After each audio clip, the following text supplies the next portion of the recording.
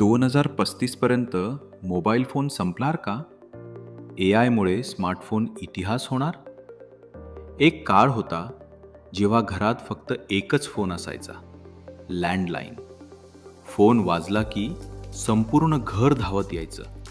कोणाचा फोन असेल म्हणून. मग एक छोटंसं डिव्हाइस आलं, मोबाईल फोन. आणि हळूहळू त्याने संपूर्ण जग बदललं. आज आपण मोबाईलशिवाय एक दिवसही राहू शकत नाही. सकाळी उठल्यापासून रात्री झोपेपर्यंत तो आपल्या हातात असतो. पण जर मी तुम्हाला सांगितलं की 2035 पर्यंत कदाचित हा मोबाईल फोन पूर्णपणे गायब होऊ शकतो? हो, कदाचित. तुमच्या हातातील स्मार्टफोन इतिहास होणार आहे. मोबाईलने जग कसं बदललं? मित्रांनो, आजच्या मुलांना कदाचित कल्पनाही नसेल की एक काळ असा होता जेव्हा इंटरनेट नव्हतं. लोक पत्र लिहायचे, STD बूथवर रांगा लागायच्या, एका फोटोसाठी 3 दिवस वाट बघावी लागायची. मग नोकिया आला आणि लोक म्हणाले, हेच भविष्य आहे.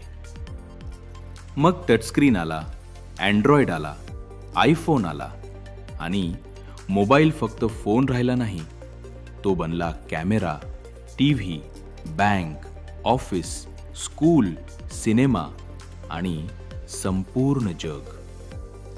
आज एका छोट्या मोबाईलमध्ये इतकी पॉवर आहे जी कधीकाळी नासाच्या कम्प्युटर्समध्येही नव्हती. पण आता बदल सुरू झाला आहे. पण टेक्नॉलॉजी कधीच थांबत नाही.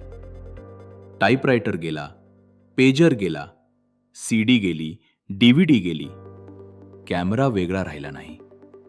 आणि आता कदाचित मोबाईल फोनचा नंबर आहे. कारण AI, आर्टिफिशियल इंटेलिजन्स, आता टेक्नॉलॉजीचा पुढचा टप्पा बनत आहे.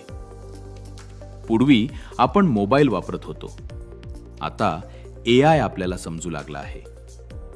तो आपला आवाज ओळखतो, आपले फोटो ओळखतो, आपल्या सवयी ओळखतो. कधीकधी आपण काय विचार करतोय हे सुद्धा अंदाज लावतो. फ्युचरमध्ये मोबाईलची जागा काय घेईल?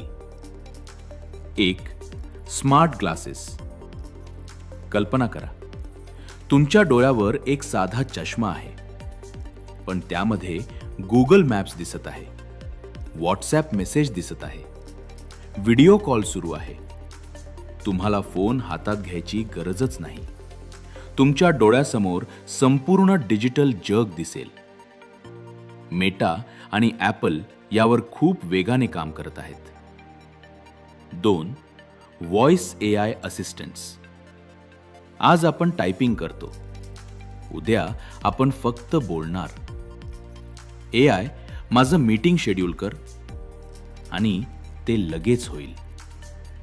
AI माझ्या मुलाचा होमवर्क एक्सप्लेन कर. AI शिकवेल. AI माझ्यासाठी ट्रेन तिकीट बुक कर. काम पूर्ण. टायपिंग, ॲप्स, बटन्स हळूहळू गायब होऊ शकतात. 3. Wearable technology. आज स्मार्ट वॉच आहे, उद्या AI ring, AI earbuds, AI necklace. सगळं इंटेलिजंट होईल. टेक्नॉलॉजी आपल्या शरीराचा भाग बनू लागेल. न्यूरलिंक आणि ब्रेन टेक्नॉलॉजी. आता पुढचं ऐका. हे थोडं सायन्स फिक्शन वाटेल, पण हे खरं आहे. न्यूरालिंक नावाची कंपनी मानवी मेंदू आणि कम्प्युटर जोडण्यावर काम करत आहे. कल्पना करा, तुम्ही विचार केला आणि मेसेज सेंड झाला. तुम्ही विचार केला आणि स्क्रीन उघडली. कदाचित भविष्यात कीबोर्ड नसेल, माऊस नसेल, फोन नसेल, फक्त तुमचा मेंदू आणि AI. मोबाईल संपल्यावर काय बदल होईल? आज लोक एकमेकांसोबत बसूनही मोबाईलमध्ये असतात. पण उद्या डिजिटल वर्ल्ड थेट आपल्या डोळ्यांसमोर असेल. रियालिटी आणि व्हर्च्युअल रियालिटी मधली सीमा कमी होईल. मोबाईल ॲप्स बनवणाऱ्या कंपन्या बदलतील. नवीन प्रकारच्या जॉब्स येतील. AI designers, virtual reality architects, digital experience engineers. आणि ज्या लोकांनी बदल स्वीकारला नाही ते मागे पडू शकतात. बुक्स बदलतील, क्लासरूम बदलतील. AI टीचर प्रत्येक विद्यार्थ्याला वेगळं शिकवेल. कदाचित भविष्यात तुमचा मुलगा चष्मा घालून व्हर्च्युअल क्लासरूममध्ये शिकत असेल. धोके काय आहेत?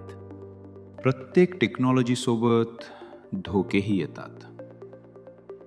AI तुमच्याबद्दल खूप काही जाणेल. तुमचे विचार, सवयी, भावना. प्रश्न असा आहे, आपली प्रायव्हसी सुरक्षित राहील का? आज मोबाईल ॲडिक्शन आहे, उद्या व्हर्च्युअल वर्ल्ड ॲडिक्शन होऊ शकतं.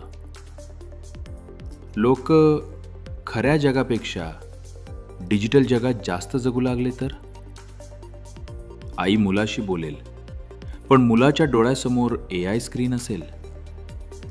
कुटुंब एकत्र असेल, पण मनं दूर असतील. भारतावर काय परिणाम होईल? भारत जगातील सर्वात मोठ्या मोबाईल मार्केटपैकी एक आहे. UPI, online education, YouTube, Instagram सगळं मोबाईलवर आहे. जर मोबाईल बदलला तर भारताचं इकॉनॉमी देखील बदलेल. नवीन कंपन्या जन्माला येतील, जुन्या कंपन्या बंद पडू शकतात. AI शिकणारे लोक पुढे जातील, बाकीचे फक्त बघत राहतील. कदाचित 2035 मध्ये आपल्या हातात मोबाईल नसेल, पण एक गोष्ट कायम असेल, मानवी स्वप्न.